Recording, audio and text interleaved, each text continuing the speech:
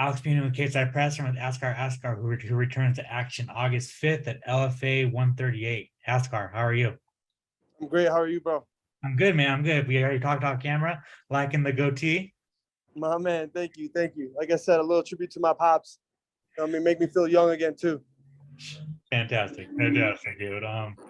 Well, you're about 3-ish weeks out. How you feeling? I'm feeling great. Feeling great. Honestly, but one of the best camps I've ever had. I was thinking about it the other day, how I feel like I'm really hitting like a peak, you know what I mean? A peak performance kind of feeling right now.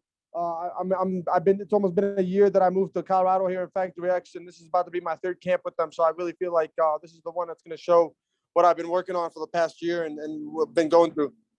I was gonna hit on that a little bit later, but let's just talk about it, man. Talk to me about Factory X, man. Like do you feel like you're part of the family now, and just how important has this move been? Yeah, I definitely feel a part of the family. Everybody there is so welcoming and so nice, and they were like that off the bat. So it felt easy to transition in, and I feel like I give, you know what I mean. I give a good amount of myself to the team to show that I care about everybody else too. I'm not just a selfish fighter, you know. I care about my teammates. I want to see everybody else succeed, and it's been honestly, to this day, it's been a perfect decision. I was so happy I made that decision a year ago to just listen to Coach Mark and not hesitate. You know, when I came out here to try it, and he was like, listen, the end result needs to be you moving out here. I didn't even think twice. I just went back home, packed my stuff, and moved out here. And I do not regret that decision. I wish I'd done it a little sooner, actually. How is it living in Colorado?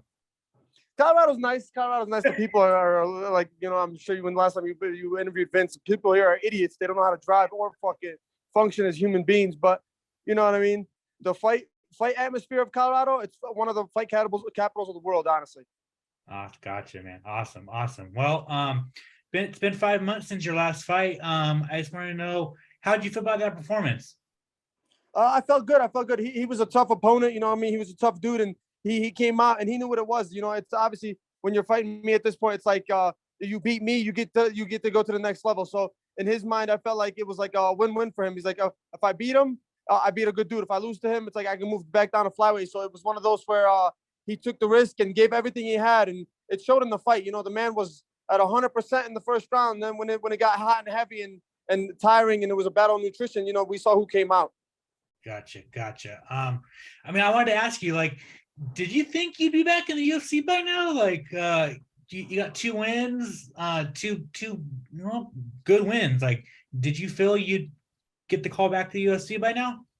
Yeah, I mean, tell you the truth, listen, I don't. That's not like the biggest thing that I care about. You know, it's like obviously my dream was always to be in the UFC. You know, you hear everybody say that. Everybody's dream at the end of the day is to be in the UFC. But it's like I became content with how my journey's been going. You know, so it's like I'm not sitting here going, if I focus on every single time a 5-0 dude or a 3-0 dude makes it to the UFC, I'll fucking drive my car off a cliff. So what I tell myself is everybody's what's called journey's different. So I just try to focus on my own thing. And I'm honestly, from where I'm at in my life and my fight career, I'm very happy. You know, a lot of these guys go in there, sizzle out of the UFC after 2-3 losses, my bad, and they end up sizzling away from MMA.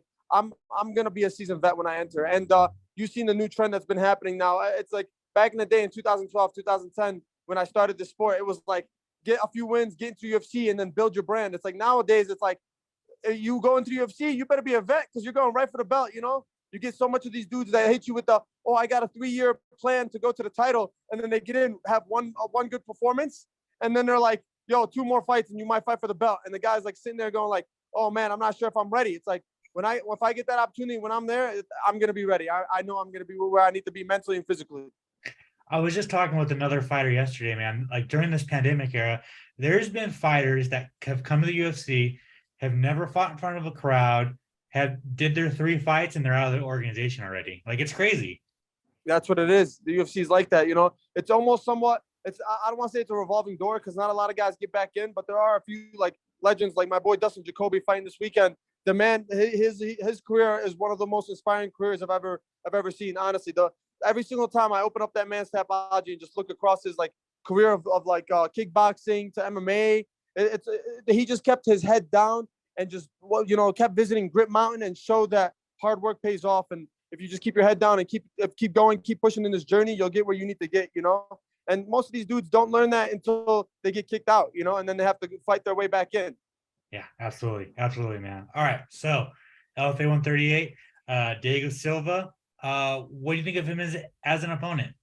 I like Diego. Diego's a tough dude. Me and him have been going back and forth in the DMs talking about how we want to fight each other for a while now. So I'm happy the fight got made now. I know he fought for the title his last fight.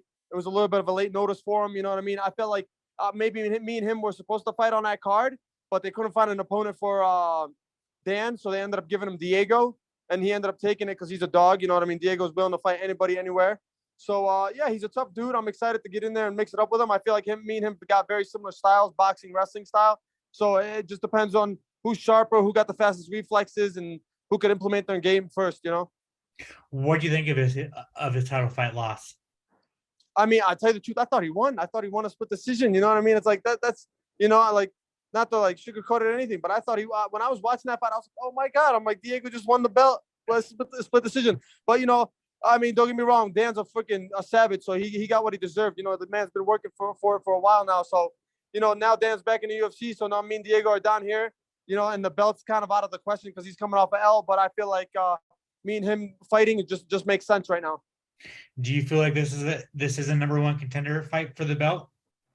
I mean, this is a number one contender fight for whoever needs to make money next. You know what I mean? Let's be honest, unless LFA is about to start paying stacks for the fucking title fight, I'm about to be 14-2. You know what I mean? I feel like that's a pretty decent record, and I'm one of the few guys that didn't get a contender series shot, didn't get to fight, didn't get my chance to fight in the UFC. And I know a few guys be like, oh, that like it could be a number one contender and this and that. It's like, no, dude, it's my turn. It's my turn to go next. As soon as I get this out the way, I get a nice spectacular finish. I feel like I deserve a shot at a bigger organization, PFL, Bellator, or UFC. You know what I mean? I just feel like the next fight needs to be a fight that I need to be making money, start making a livelihood out of this. Absolutely. At the end of the day, August 5th, how do you get your hand raised? I'll tell you the truth. I see myself putting the pressure on Diego and seeing if he's willing to break or if he's willing to stay in that heat. I'm gonna put the pressure on him as hard as I can. I know he's the kind of guy that comes out in the first round and comes out hot, and I feel like I'm the same way. I come out hot, so it's gonna be one of that. We clash in the first. You know what I mean? We put each other in bad positions. We see who breaks first, and I feel like I'm be the one that ends up breaking him in the end. Gotcha. Fighting in Oklahoma. Have you ever been to Oklahoma? Yeah, actually, yeah. I've had a fight before in Oklahoma. This is kind of my little bit of a redemption story for me because I fought Justin Wetzel in Oklahoma, so I get to go back there, and you know what I mean.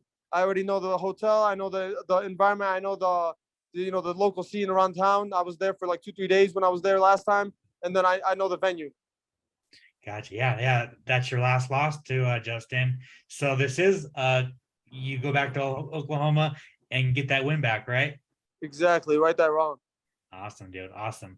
Well, you kind of already alluded to it, but like, what do you want after this fight, man? Like, you're saying that you're ready to go to the next level after this fight.